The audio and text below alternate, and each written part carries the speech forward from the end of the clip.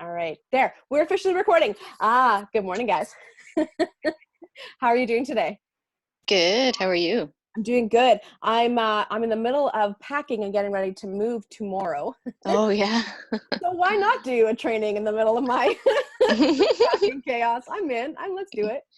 All right, you guys, we are talking about slowing down to speeding up today, and it is all about not having to force the process. Who here ever feels like they are forcing their own processes? Constantly. Yeah. Heather, what about you? Again, Heather, you can unmute yourself and join us. This is meant to be super interactive. It's not like it's some big major official thing. All right. So here is what we're going to cover today. All right. I really want to focus on how to stop forcing things. And I want us to learn how to catch ourselves when we're forcing something before it's ready. We're also going to talk about how to ditch perfectionism, because that plays a role in the way we force things. And I want to talk about how we can let ourselves off the hook to be perfect so that we can be excellent. And then finally, we're going to talk about more play. We're going to discover how to take the time to play and learn to trust that things will unfold in the best ways in our businesses. How do you feel about that? Sounds good to me. Awesome. Great. Hey, Heather. Okay. So we must create space in our businesses to see what we're missing and allow divine synchronicity to play its part. Agree? Agreed. Right? So I want to share a little bit about my story and how I created space. And then I want you to kind of reflect on how that might apply to you. And then we're going to dive into the content. So you might have seen the email come out around this, where I kind of shared a snippet of my story. You know, for me in 2016, back when my company was still called the Networking Boutique. So I had a different company same company, but different name and different brand back then. And I was set on creating an online course about networking. I was there we go. I was meeting with tons of people. I was discussing how to get recordings, how to make these great videos. I put together a crowdfunding campaign that totally bombed. I talked about like how to market it and how to get the best out of it. I had this whole big idea for this networking. It's called the Networking Game Plan course, and it's going to be this epic course. However, things weren't flowing. Okay, I decided to hit pause. I needed to let my big idea breathe. I realized in 2017, that's when I had this realization that I wasn't reaching my perfect clients who were first-time entrepreneurs. And instead, I was doing tons of corporate workshops and post-secondary workshops. So I was busy and I was working, but I wasn't reaching who I wanted to connect with. With the space that I had given myself after I hit pause on my big idea and let it kind of breathe, I was able to see that issue. Remember how I talked about we need to be able to see what we're missing? I was able to see, oh, Lindsay, it's because you're addressing the wrong problems and you're saying the wrong things. I wasn't attracting my perfect clients because I wasn't addressing what they cared about. I'm going to hit pause for a second and ask you, can you relate to that in any way in your own business? Yeah, early on, it's improved, but early on, yes. Well, that is the point early on. I mean, we do get better as we grow, right? So I made the tough decision to stop doing corporate and post-secondary workshops way back in 2017, which means I was canceling out a pretty big revenue stream so that I could focus more on the one-on-one coaching with first-time entrepreneurs. I wanted to develop my signature program, my perfect signature business. Oh my God, perfect signature. Can you tell that I'm tired and packing is stressful? I wanted to develop my perfect signature business development system. And what ended up happening is in 2018, I hosted the Radical Biz Retreat. And I had 13 first-time entrepreneurs right there and came face-to-face with a sobering realization. Even though everyone in the room was projecting confidence and success, when it came to the basics of building a business, they were lost. And it was seriously stopping their growth. So again, you have to remember 2016, push, whoa, put on the brakes. 2018 is when I really got to see it. That there's folks out there who have all the brilliance, have the creativity, really have what it takes, but they didn't have the basic business fundamentals, the basic business skills. And I was seeing how it was completely stopping them in their growth. So the retreat blew the lid off everyone's businesses. Some even changed their business model or business idea altogether. We had 3 people completely change their businesses while they were there because they realized that what they were doing was not what they were really wanting to be doing, right? It was doing what they should. Again, I'm going to hit pause. How many times in your business or in your life have you done things that you thought you should be doing or maybe looked good on paper, but wasn't what you really wanted to be doing? Yeah, who doesn't do that? What society Right? tells us we should be doing. Right? Oh my God. You know the whole like stop shitting on me? Would Oh. have got Heather too many times. I know, right? Okay. So, oh, hang on. Every time I go into chat, I have to come back. Okay. So the transformation and growth that came out of the retreat, along with the content that I created, it really laid the foundation for my signature program, Irresistible Entrepreneurs Academy. All right. So in 2019, holy smokes, now that I had it, now that I found that thing, I found the problem, I found where my expertise could really solve that problem from that space I created and from that very focused work, I decided that I was going to slow down my one-on-one work now and focus on the academy. So after running 2 beta versions, I was getting a sneak peek at the potential of my academy and the massive impact it was having on my students. So I decided to remove almost everything from my plate, outside of a few select one-on-one clients and aligned public speaking gigs, and focus on building up the academy to see how far I could really take it. And it took off freaking fast. So in 2020, I've got big plans for the academy. And well, let's just say y'all going to see a lot more of me in real life and online. And the best part is that the students now are getting to experience that explosive growth doing work they love with their perfect clients. So I wanted to share that story because it was a really, really quick snapshot of what I've been up to for the past 4 years. And that is just to point out that when we slow down, it gives us the space, right? I needed the space to find that deeper version of my signature program, that big idea, right? Hang on, what's going on here? There we go. I spent 4 years experimenting, playing, evolving, and tweaking to nail down my big idea. And that is the point of my story for this month. You cannot force your big ideas before their time. Agree? Yes. Abso-friggin-lutely. So let's take a quick second to talk about that. I want to hear, what your thoughts are when you look at, the points of those stories were around, not forcing the idea, having the courage to give up things when they're not right for us, even though that means we're cutting out some revenue streams. And it's also about understanding that when we create the space and we kind of focus on that one thing, really, that's what leads us down the path to our great big idea. What are your thoughts around that for you?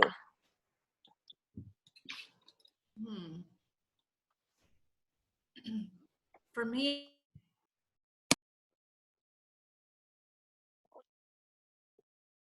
Oh, I heard someone say for me, and then we stopped.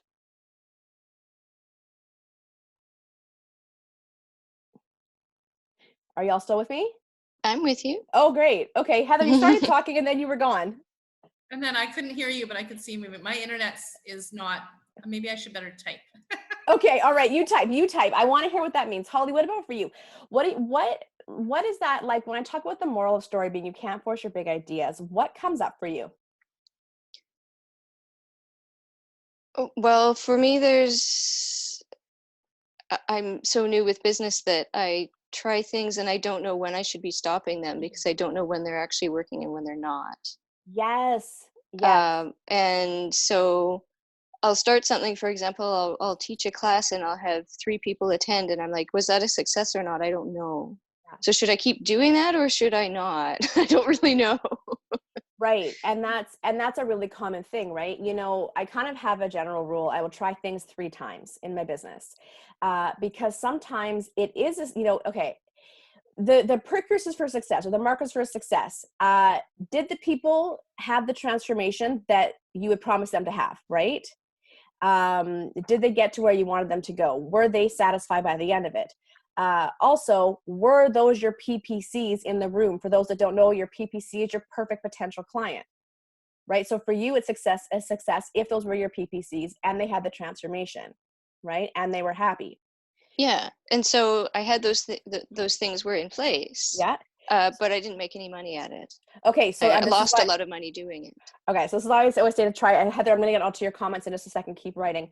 This is where we talk about, like I say, trying things 3 times, because if those were a success, then probably what was off was either the way that you marketed it and promoted it. It could have been your messaging was off. It could have been you were doing it in really ineffective ways.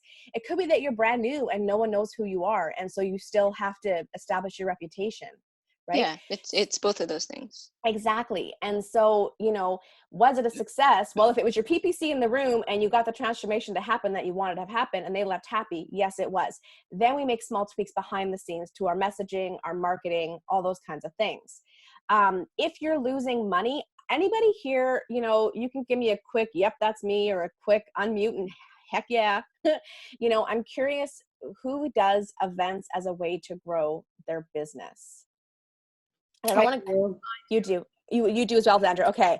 So if you're losing money, you have to remember with events we go, and you guys, I'm getting way off course, so we're going to bring us back in a second. But when you're doing events, you're either doing it to generate leads or to generate revenue. And both of those require a different strategy and have a different component to them, different components to them. So if you're doing events as a lead generator, you want to not be losing money. You want to find a way to get free space or cheap space. You want to be bringing as many people as possible that are aligned with your PPCs to generate leads. If you're doing it because you want to earn money, that's a revenue stream, well, then that's different. You got to take your time. You got to market it properly. You got to give yourself enough leeway to get enough tickets sold. Look at maybe sponsorship and collaborations. So it's a nuanced conversation we're not going to have right now, but we can't just say, if I'm losing money, it's not a success. We got to back it up, and we got to go, what is the purpose of it? Who am I attracting? What's working, what's not? And then tweak along the way. And if you're losing money, you're probably overextending yourself or overinvesting in something. Maybe generally it's space, but we need to look at that. We don't want to lose money when we're lead generating.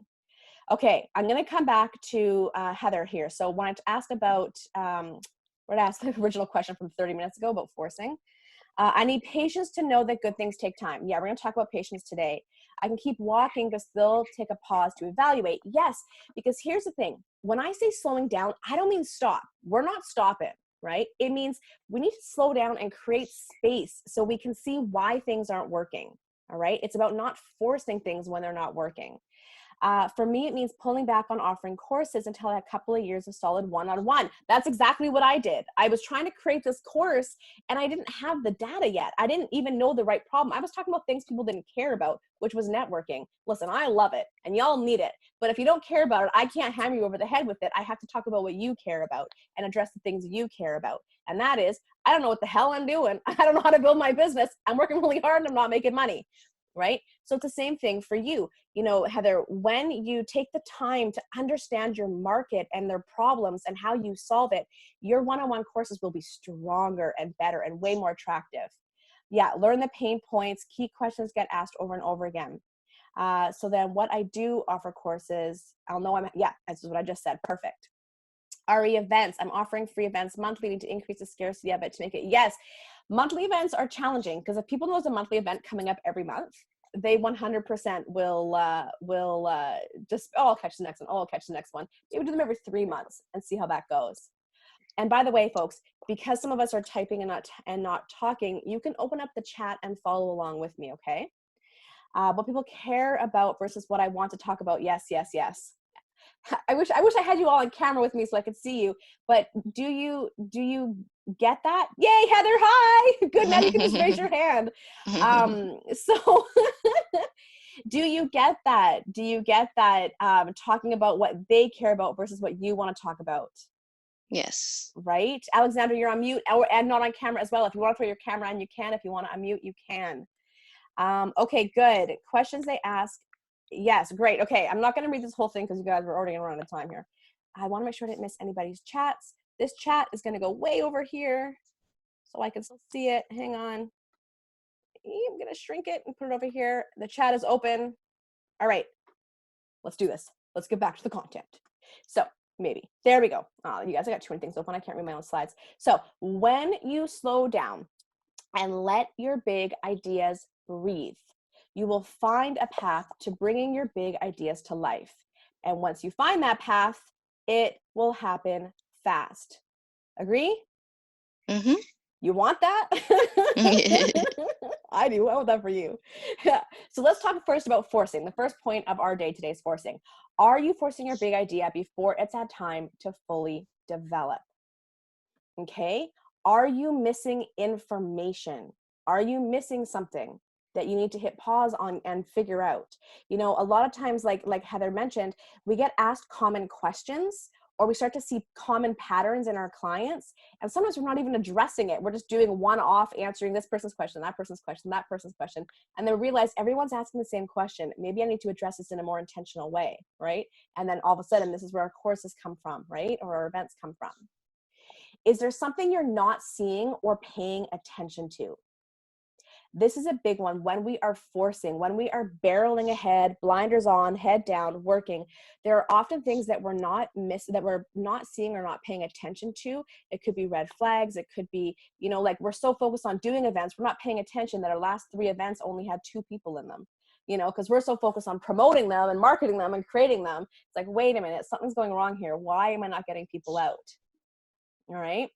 Are you trying to keep up with the business Joneses? Uh-oh, Heather, I see you biting your lip. Holly, what about you? Do you ever feel pressure to keep up with the business Joneses?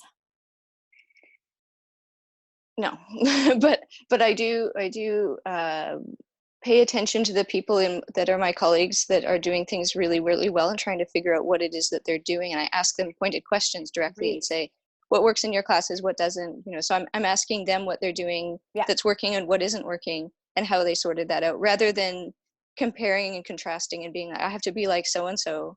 Instead, trying to find out what they're doing right and see how that fits within the model of where I live.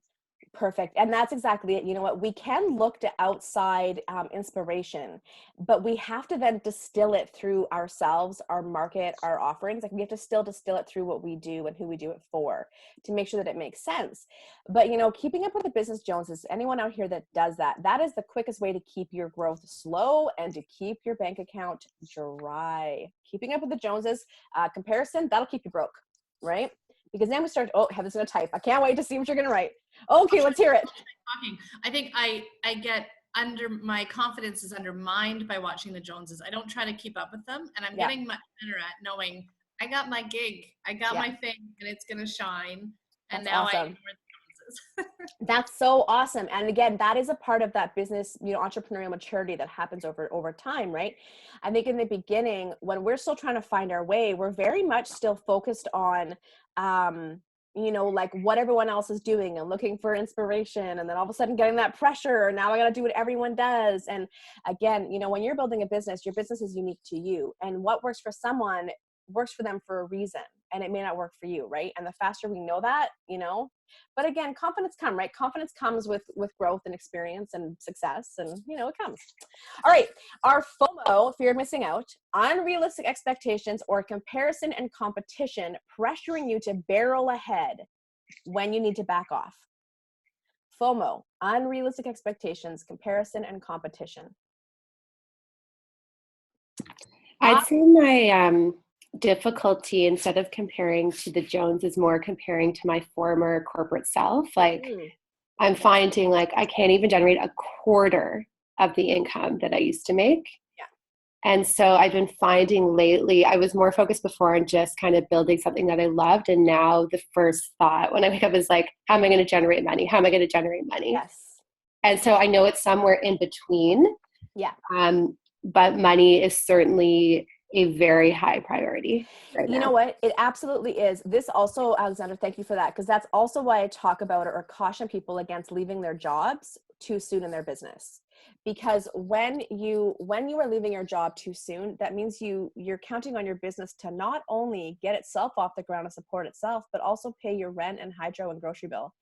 And that's not fair to put that pressure on a business in the first few years, 3 to 5 years. It's just not. It's not realistic. But I see a lot of people do that. I see a lot of people leave their jobs to start a business. and they got no revenue, consistent revenue coming in. You know, the other thing that we tend to do when we have our businesses is we tend to look at, you know, the best month that we've ever had, which oftentimes in the first couple of years can kind of be a bit of a fluke. Yeah. And we will look at that best month and we will think that's our new standard. We will think that's our new reality. And the truth is, you have to look at your 3 worst months and take the average of that. That is your standard. Oh, Heather, yep. When your best month becomes your worst month, then you can count that as your bar. If you do 10 grand this month, but every other month you're doing 2 grand, okay, then your reality is 2 grand, right? But when you do 20, 30, 40, and your worst months are 10 grand, then we can count it. And again, this is why we talk about patience. You guys, taking a business takes way longer than we ever think. And you know, all these ideas that we're creating, they take time to put into play and test and prove, right? And crack. Yeah, there's a lot of experiments, I think, that need to take place constantly. Yeah. And this is why we have to have another source of revenue. You know, when I talk about this all the time, when I started my business, I was nannying. I left all my high pressure marketing gigs and all that stuff. And I started nannying on the side. And it totally was by accident. I fell into it. I posted this ad on Craigslist and I was like, hey, are you a busy family that needs help around the house? I'm figuring out what's next in my life. I'd love to help you out while I'm making my next move. And I got so many replies. And I ended up getting connected with his family, who was awesome. And I worked with them for years while I was figuring out my business. Because here's what happens. First of all, I chose a job that I knew would be no pressure, no fun. It wouldn't burn my brain out and give me tons of flexibility and space to be able to do things, right? And I mean, how hard is it to fold laundry, make dinner, take the kids out to Palladium to play arcade games? I mean, it was awesome. It was so much fun. But because of that, I knew that my rent and my bills and all those things were covered. Because don't forget, in a business, it takes money. Like, you need money to invest in your business, whether you're paying to go to things for networking, to join organizations, to take programs and classes, or hire professionals to help you. You need money because there's gaps in your learning and your knowledge of building a business, and you're going to need help. And also, it takes money just to run it. You got to pay for your website and your logos and your business cards and your events. So, oh my gosh, if you don't have a job, get a job. Even if it's nannying on the side, it doesn't have to be a super, high status job, just something that's going to cover your bills. Heather, I would have loved you as a nanny. What am I doing? I was a great nanny. I was a great nanny. When it's someone else's kids. Oh yeah. It's always better when it's someone else's kids. Actually, I'm still in touch with them. I adore them. They're fabulous. We got close. And plus they were super supportive of me starting a business. So that was really great. Okay, you guys keep writing, Heather. I'll get back to you. Let's talk self-awareness. The successful entrepreneurs that I see have 2 characteristics: self-awareness and persistence. They're able to see problems in their companies through their self-awareness and be persistent enough to solve them. Thoughts? Yeah, there's nothing in my life that has revealed more about how I'm wired and my narratives and everything than starting a business. And my relationships, but yeah. Relationships and business. Yep. They reveal everything. Yeah. And I'm super grateful for that, because I wouldn't be who I am today if I hadn't gone through those things. And continue to develop those things. Oh my goodness. Yeah. Super valuable. Personal growth up the wazoo when you're building a business, because we come face to face with all of our fears and insecurities and judgments. And, this is why there's going to be a lot of self-awareness in this, and everything I do is full of self-awareness, because again, what is the definition of insanity, right? Doing the same thing over and over and expecting different results. But that's what I see so much in entrepreneurship if we're not willing to look inside and become self-aware. Also, this is why I say we create space to be able to see the things that we're missing. If we just keep barreling ahead, we're going to miss it, right? Side note, Alan Schaaf, I just found out he is the founder of Imager, because I pulled this quote. I'm like, who is this dude? And he's the founder of my favorite meme website. I was like, rock on. I'm stealing your quote too. Okay, so you guys, do you all have your worksheets? Do you get a chance to print them all out? If you didn't, that's fine.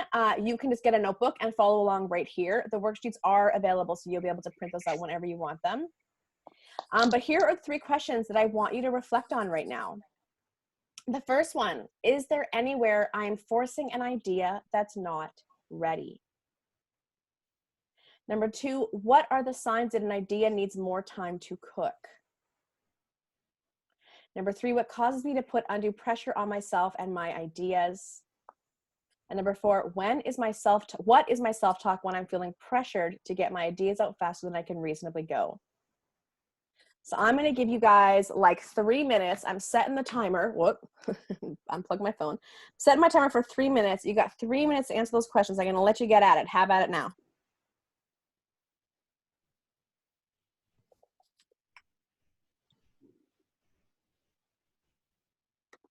I'm going to try and play some music here. Hopefully this works okay. And you're not playing it live. Well, is that too loud? Is that okay for you guys? Is it loud? I don't hear anything. Okay, then I'm not gonna play music. I'm not playing it live. When Heather was listening to the replay of one of the other ones, she was doing something in her kitchen and she thought I was literally playing the piano for you guys. Or the keyboard. All right, sorry, it's gonna be silence. I'm gonna mute myself so that I am not distracting you with a little bit of side noise.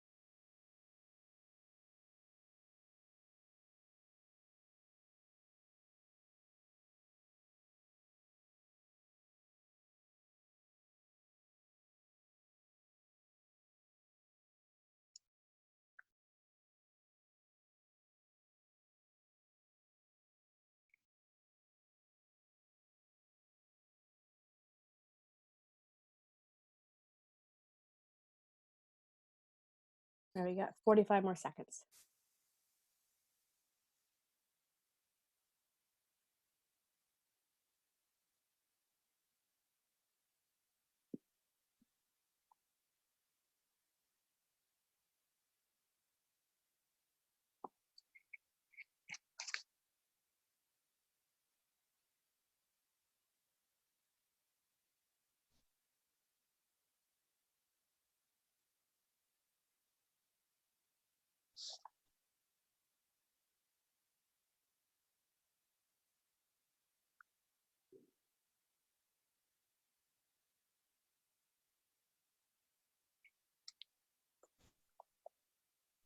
Okay, let's hear it. I'd love to hear just sort of what's come up for you. You don't have to answer every question individually, but just what's come up for you.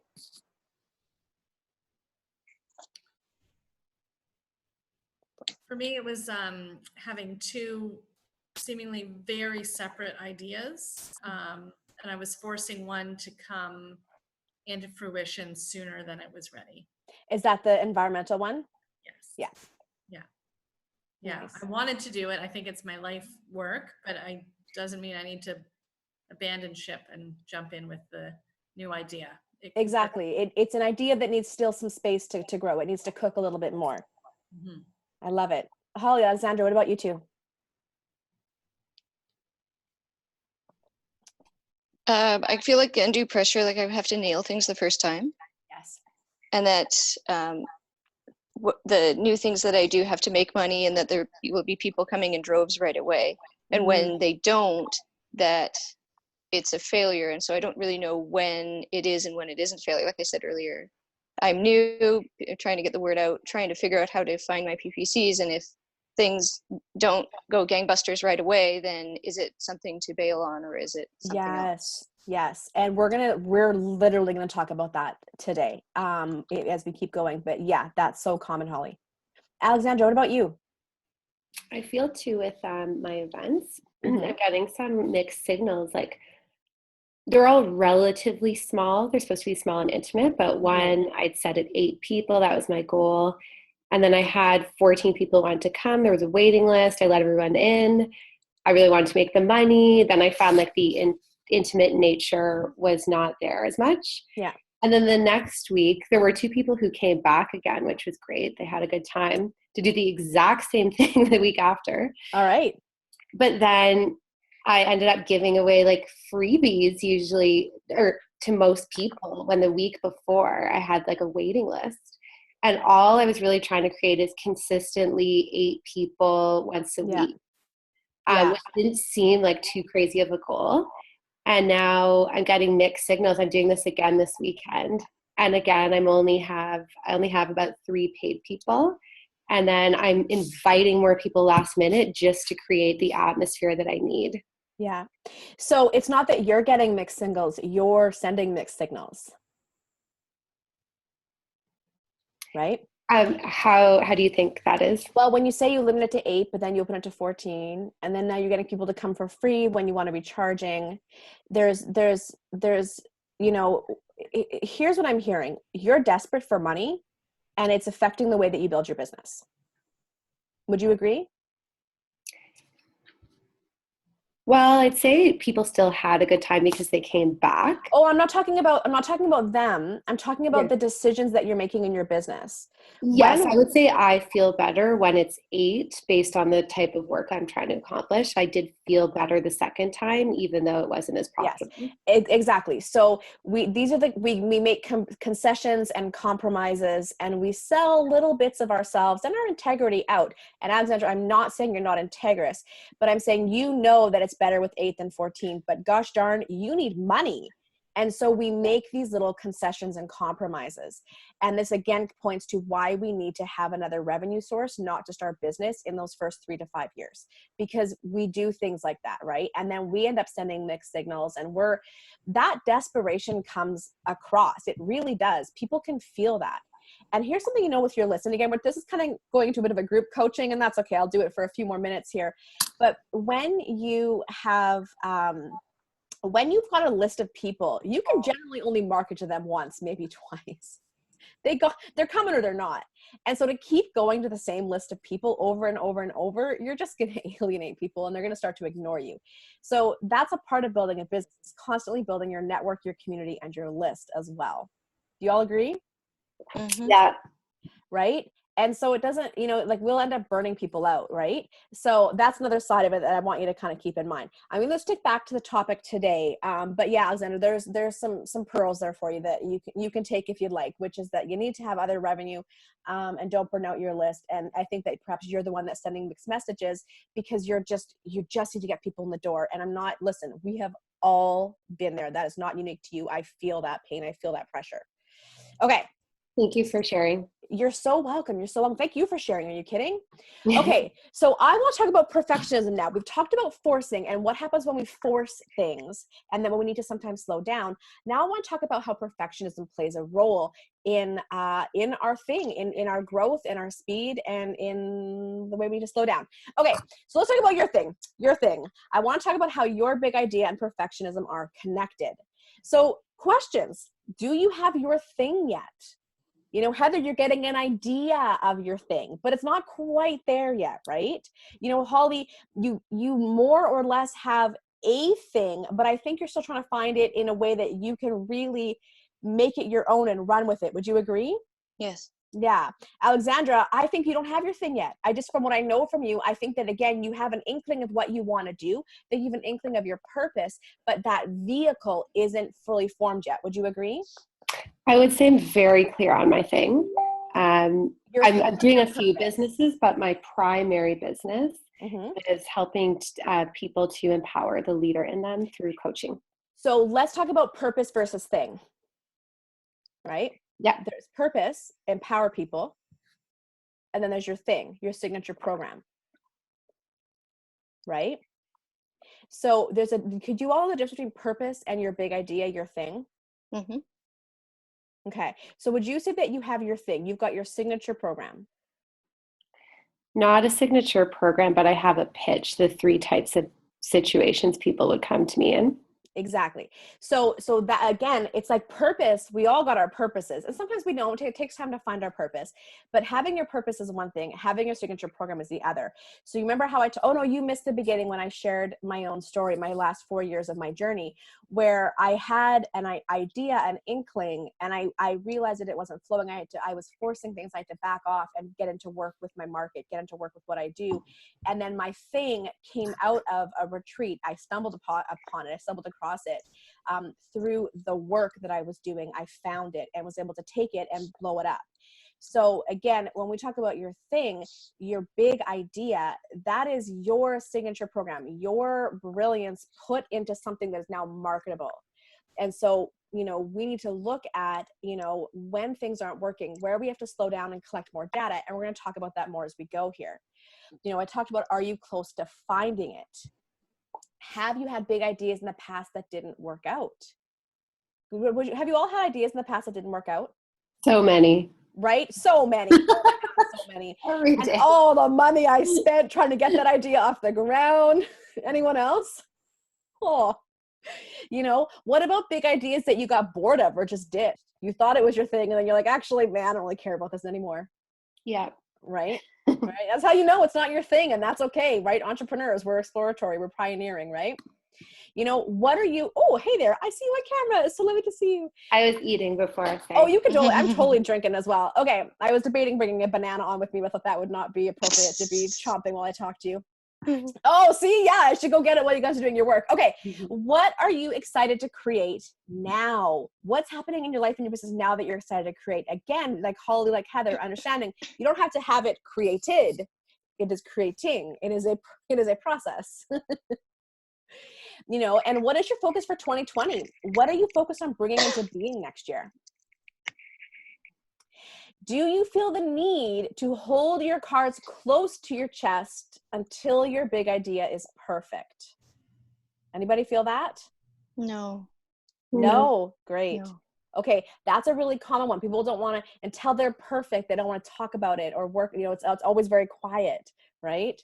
Until they can have their big launch. No one here relates to that? No.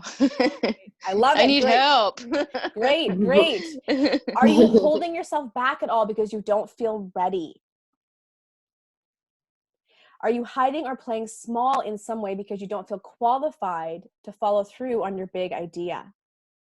I think I have the opposite of all of that. I've Right. always played small and been afraid of things. So now I just do big things and then know I have the confidence to keep up with it. I love it. And so then I end up doing things that are bigger and go, ugh. Tell us what the is.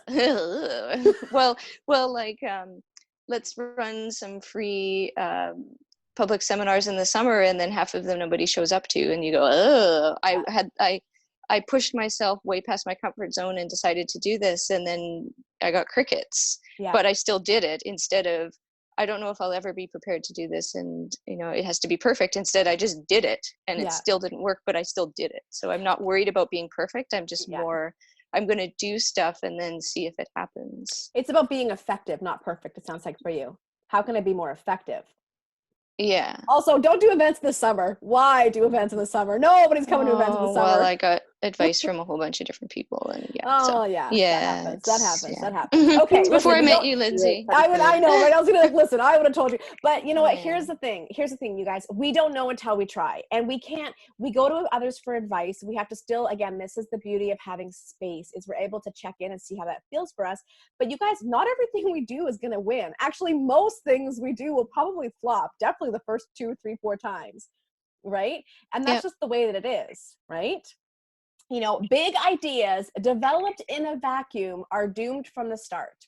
Feedback is the essential tool for building and growing a successful company. Now, that can be feedback from people, but that can also be feedback from non-people, from the crickets, right? So when we talk about feedback, I also will talk a lot about data, right? You got to collect data, right? There's information that we're constantly gathering. Everything that we try, whether it works or it doesn't work, whether it's a failure or a success, it's all data, and it's all going to help us, lead us in the direction and make pivots and tweaks until we find our thing. Agree? Yes. So slowing down, it doesn't mean going from 0 to over 1,000 overnight. Okay. Sorry, that should say the other way around. it's not slowing down. I wrote that wrong. It's okay. It was in my head. It didn't come out in my typing properly. I'm going to pretend that's not there. I'm ignoring it with my own hand. What I'm saying is when we talk about ideas, okay, thank you. Yeah, just block it out. What I'm saying is that, you know, your big ideas is what that should say. Doesn't go from 0 to 1,000 overnight. It doesn't just go like that. It takes time. You know, these questions over here, you know, yes, a lot of you might be past that, but if you're still in it, it's because a lot of times we're trying to create things in a vacuum. We're holding back. We're trying to make it perfect. Before we do a Facebook Live, we have to get the lights and the camera and rehearse and get a script and do all these things. You know, before we launch our course, we have to have all the slides made and the worksheets made. It's like, no, beta that shit. Get a beta going, get a group program going, get out there and try it. And that's what I want to talk about, that we can't create things in a vacuum, but perfectionism will often cause us to do that because we want it to be perfect first. Growth and creation takes time. It is a journey. Bringing your big ideas into the world also takes data, which is what I just said.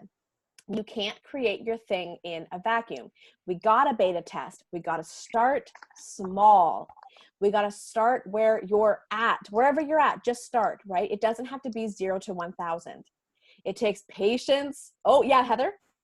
Can a beta test be an accidental beta test? Like launching a course and I get one client signing up so she can tell me, like it turned into a one-on-one. Yeah, great.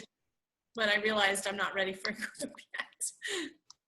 Yeah, you got to do one-on-one. First of all, everything is accidental. Come on. How many things, you know, if you've never done it before, how would you know the right move to make? It's almost always accidental. And you go, oh, shoot, here it is. This is the thing, right? Sorry, go ahead, Holly. Imagine if you started a program and you had 300 people sign up for it and you couldn't possibly handle that. I mean, that's the beauty of things starting small, is that you can actually handle what comes your way. I can't imagine if I had 25 people sign up for my class. I wouldn't be able to handle it. No. And that's why I always say start small. Start with like 3 to 4 people max. And again, Alexandra, I know you're going to say, but I need money. I need more people coming in. And I get that all the time. But here's the thing. You need a smaller test group because first of all, it's going to take longer to run anything because you're going to be much more hands-on and figuring things out. Things aren't automated yet. Also, when we're doing anything around designing courses or programs, this is where I talk about the data. If you don't know your market inside and out and exactly what their common problems are and how you solve them, you're creating a course in the dark. You're not, I'm telling you right now, you're guessing the whole time and answering questions you don't even know people care about, right? Mm-hmm. So yeah, when it comes to betaing, like with Irresistible Entrepreneurs, I mean, I consider the full first year a beta, even though it was changing each time and getting more and more automated and more enriched. I still considered it beta because to me, I'm like, I know that there's more. I know I can go deeper. I know I can get further with this. So, I mean, yeah, beta test the heck out of your stuff and start small. Patience, persistence, and practice. You guys, patience, persistence, and practice. That's what it takes. It's not about 0 to 1,000. It's not about getting it right the first time. It's about having that patience, being persistent, and practice. Get creative on how you bring elements of your idea into the world to test their mettle and validity. All right? You don't have to create a course. Heather, why don't you create a series of Facebook Lives? You know, why don't you do some blogging? That's free. Why don't you go see if you can be on some panels or go do some free public speaking gigs, or paid is even better. But often when we attach money, we attach expectations. So sometimes I like to do things for free in the beginning because it's a little less pressure for us, right? Go out there and start getting creative with how you test your ideas. You test if there's merit, you test if they're valid, and if people care about them. All right. And then come back and then start to put together your course. Okay. And by the way, one-on-one work, I was going to say that right before Holly was giving her great point there. You know, when I realized that I was not connecting with my market, I knew I had to make space and I had to get in with them. I think I did 50 people in 1 year. I worked with 50 people in 1 year. I was exhausted.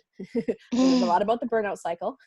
But I just was working with like gazillions of people and getting in the trenches and really understanding where they were getting stuck and their problems, right? That's what led me to doing the retreat, because a lot of people that came were people who had worked with me, which is why it was even more shocking when they came to the table that they didn't know what the heck they were doing. Right. And then when I could finally see it right in front of me, it was like, okay, this I can address. Now I see what the problem is. Right. And that comes from being in there and working. All right. Gather data. Gather data. Failure is success. Works, doesn't work. I don't care. It's all data. Constantly gather it. And this is where you bring that self-awareness in and that persistence, right? Persistence or resilience. We have to gather it, and then we have to crunch the numbers and check, like pivot and test and pivot and test. Was that Alexandra, you that said it was all about testing? Was that you? All about experimenting. Yes, thank you. Thank you. Yes, it is. And then finally, look at your ideas in terms of years, not months. And this is specifically to Holly, because this is what you were just talking about. It takes an average of 2 years of focused work per project to get off the ground. 2 years to get off the ground, guys. And y'all think I'm going to do an event, and if it doesn't work, I'm a failure. 2 years of focused work. So we got to take the pressure off, and we got to let go of that perfectionism and understand that we have to experiment and try. You know, back to this list, we have to do all these things, because all of this stuff is what allows us to really perfect or show up in excellence with what it is that we want to create. All right. Slow down. That's the moral. Slow down. Take your time. Enjoy the process. You don't have to force your big ideas into creation, and you don't have to force the process of their development. Most importantly, ditch that need to be perfect, okay? Can we all agree right now, no one and nothing is perfect, and your idea will most definitely not be perfect in those first 2 years. Can we agree? Yes. This is my favorite quote. Sucking at something is the first step to becoming sort of good at something. Right? 2 years. Give yourselves 2 years per idea, people. Okay. That's the beginner's mindset.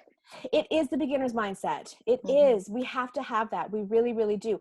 But the thing is, again, I love what Alexandra said about experimentation, right? And exploration. And Heather talked about patience.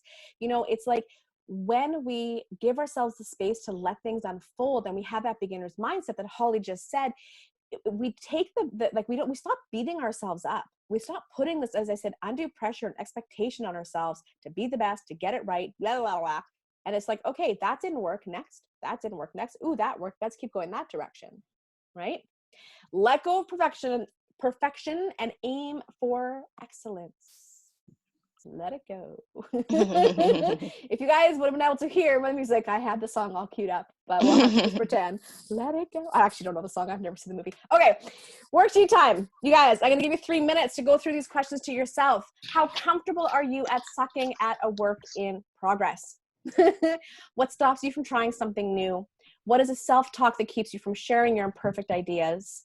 What are the signs that perfectionism is keeping you stuck?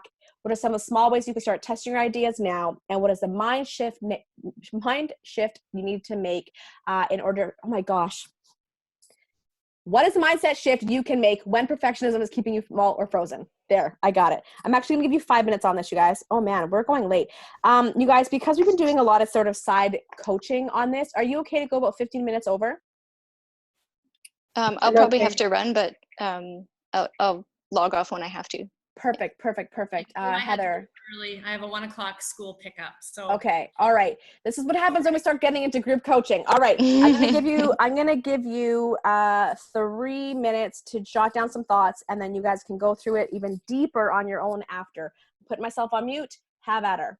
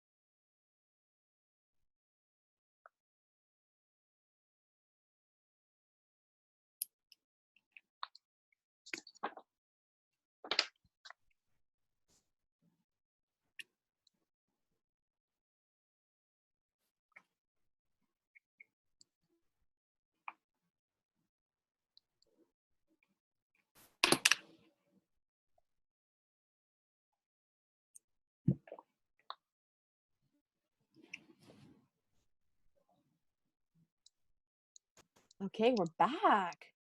All right. Let's hear it. Give me your thoughts. What'd you come up with? What'd you realize? Well, I know that I'm comfortable sucking at things and I'm not really a perfectionist. So those sort of things don't get in my way. But I think the things that for me is more about blocks to trying something new is that probably lose money or waste time doing it. So I'm more cautious that doing things ahead of their time are not right. So, but I also find that I don't have enough audience to know how to start beta testing things anyway. And what I really liked was your idea of doing creative experiments on things to try to figure out what works and what doesn't, instead of fully launching into doing something to take I wonder if I do, like, there's, I don't know, you said Facebook Lives or different things like that there's little ways of testing out, is there an audience for this? Who's the audience? How do I get in contact with them? So not to think about launch the whole darn thing right at once. 0 to 1,000. Yeah.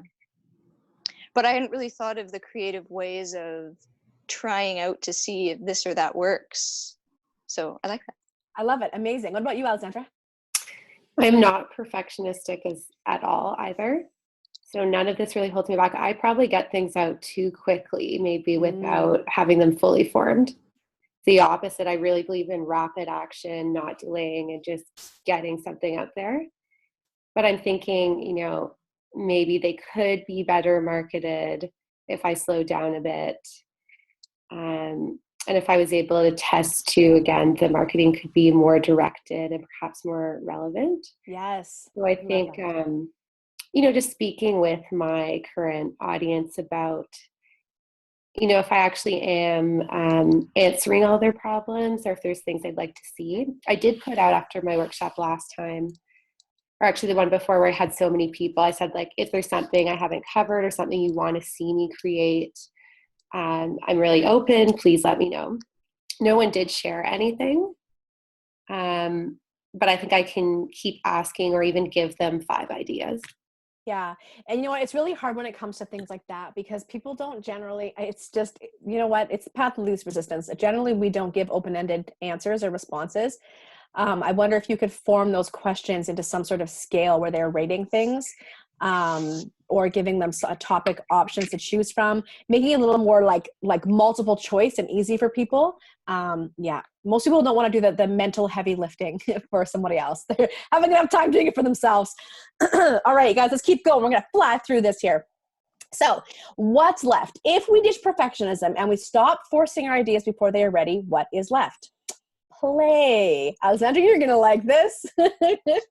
So what if we approach our business and our big ideas as play?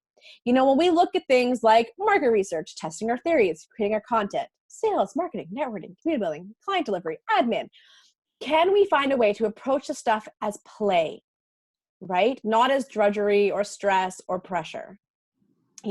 What if we dared to let go of pressure, fear, anxiety, comparison, competition, perfectionism, all the mindsets and expectations that weigh us down, and instead look at our businesses and big ideas as play? Like you said, right? It's exploration.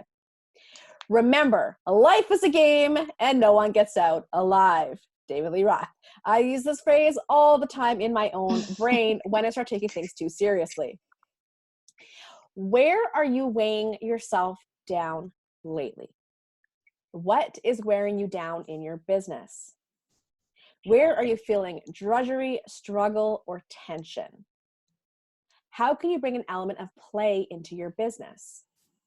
Where can you loosen up and have more fun learning and following the process?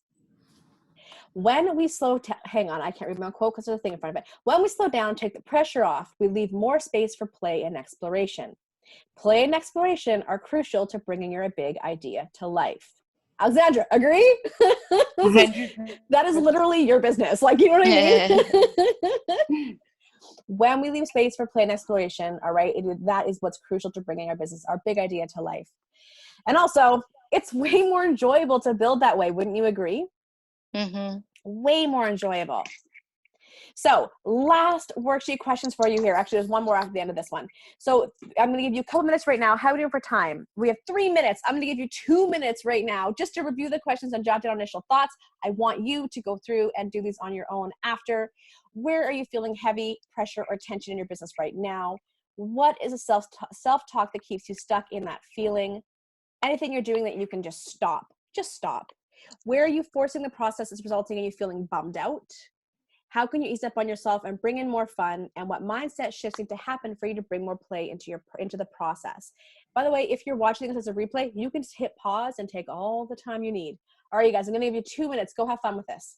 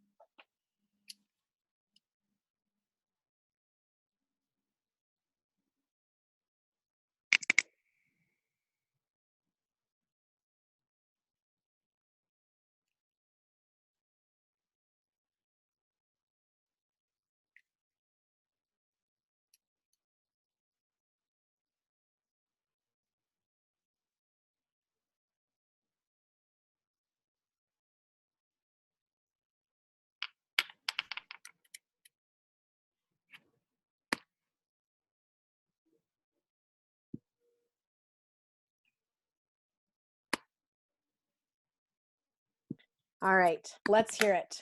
Let's hear it. Where are you feeling bummed out? What can you let go of? How can you bring in more play?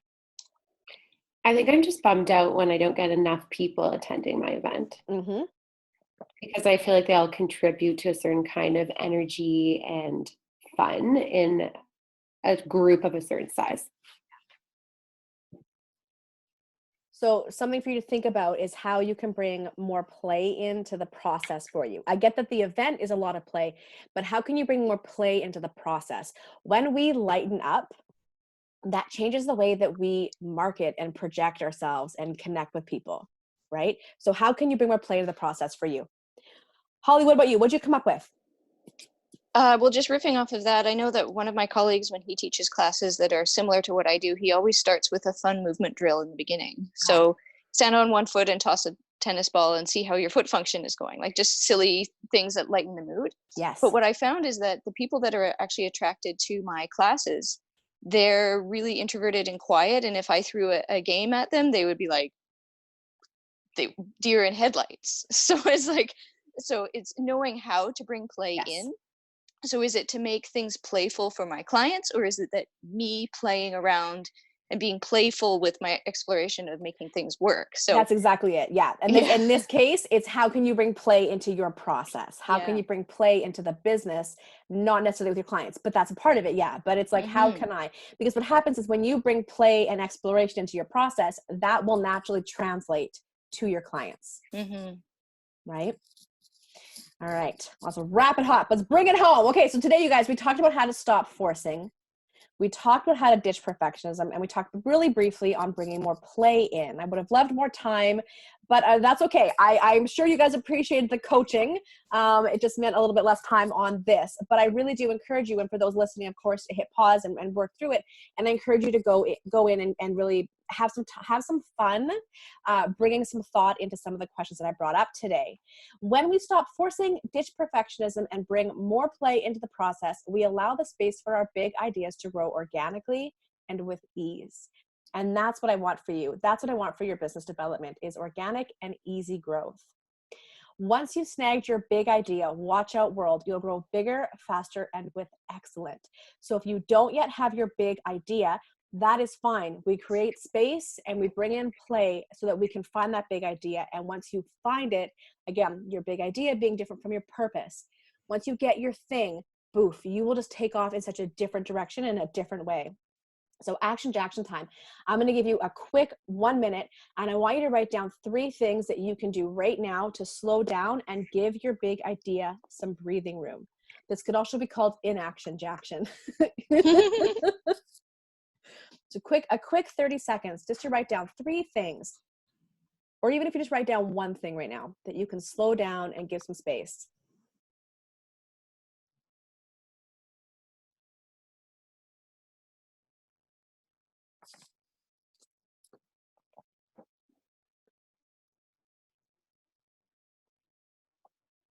All right, what's 1 thing? I'm trying to grow and have classes more often than I think that my current audience would fill. Mm-hmm. So I want to have my regular class in Vancouver and the one on the North Shore, but I also want to have one during the daytime. And I just realized that I needed scarcity, and that people want to, there's one, so sign up for the one that there is. And if you want it, there's where it is. Great. Instead of trying to do too many. Mm-hmm. And in the meantime, you get creative with how else you get some content stuff out there, videos or whatever. Yeah. Facebook Lives to at least, that's going to grow your audience. It's going to supplement them while they're waiting for the event, and keep them engaged, right? And it just gives you some fun to try different things. Yeah. Alexandra, what about you? What's 1 thing? I think around the events too, I am doing them quite often now, and maybe just almost creating some novelty around them and keeping a waiting list maybe instead of just, accommodating so much, which ended up causing me quite a bit of stress. Yeah, I love it. And remember with events, they have a life cycle, right? They'll go, reach a peak and then completely drop off. And so this is why we have to constantly be building new audiences, and also bringing innovation to our events. Okay. Mm-hmm. I love it. If you've not already, now I think both of you have seen this, but I'm going to shout out to anyone that's watching after. If you've not already gone and done the 7 mind-blowing reasons your business isn't growing free training, there's going to be a link that comes out in your email, and I believe even on the page here, for you to be able to go and watch that. For a lot of folks, we talked today a lot about like maybe your messaging is off, or you're not connecting with your PPC properly, or you're solving the wrong problem. So those are the kinds of things that we cover in this training to help you figure out why things aren't working and then get you there. I'm going to talk for 1 second on Irresistible Entrepreneurs Academy. Holly, I know you're already a student in the program. For those that are watching after, this is my signature program. This is the program that I created based on all that 18 years of data and like 4 years straight of working and figuring it out to see where people were falling down in their business and how I could best support them grow. If you're looking for your big idea, or you have it and you want to bring it into the world, bring it into life, this may be a really good time for you to sign up with the Academy and get yourself in there so that we can bring your idea out to the world. Registration does close November 30th and will reopen again next year. It also is going to be opening up to a big, bold new price tag. So for folks that are thinking of getting in, now is the time. If you've been following this Academy since its inception, you will know it's gone from $300 to $800 to $1,500 to now at $3,500. And next year it's going to be coming in at just under $10,000. The program is also getting grown out and expanded out to include an online social summit to help all of you take your business fundamentals and then rock the online world with that and start building your lists and getting your ads and all those things working, all those funnels working out. So you've been watching it. It's been growing. It's been baiting. It's been getting bigger and bigger and bigger. And I'm telling y'all, if you've been watching it and you're on the fence, now is the time. Get in at the price of $3,500. Next year it's going up to $10,000. And anyone that's in from the beginning until now gets that automatic upgrade to the full program, including the social summit. So I'm going to have a link. You can go learn all the juicy details. If you want in, now is the time. Thank you so much for being a part of this. Remember, friends, life is short. Entrepreneurship is hard. Do what you love. You guys, thank you so much for joining me. Any final thoughts before we wrap up? Good luck with your move. Thank you. Oh. You're amazing. Thank you guys. This was great. Thank you for being vulnerable and open today with me. And oh my God, I'm literally hanging up and going to pack. I need to pack. All right, you guys, I will see you all. I'll see you all online. I'll see you soon. Have an amazing rest of your week. Bye. Thank you, everybody.